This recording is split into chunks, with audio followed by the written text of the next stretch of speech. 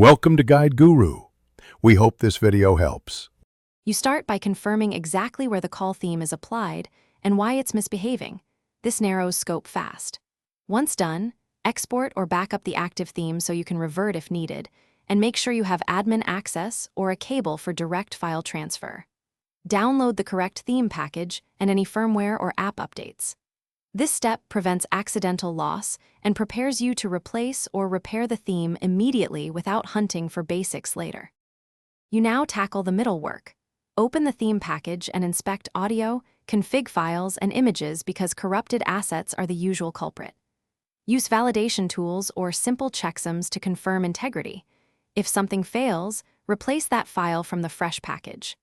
Then apply the theme through the dedicated app, System Theme Manager, or command line utilities, and restart the call service or device to load changes. This sequence fixes mismatches and ensures the UI reads the updated configuration.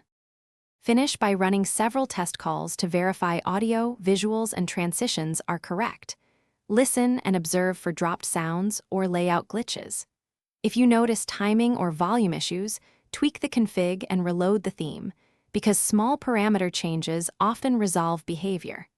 If problems persist, revert to your backup and collect logs or error messages to diagnose further. That way, you preserve a working state and provide actionable details for advanced troubleshooting or developer support. Thanks for watching. Consider subscribing if we helped you today.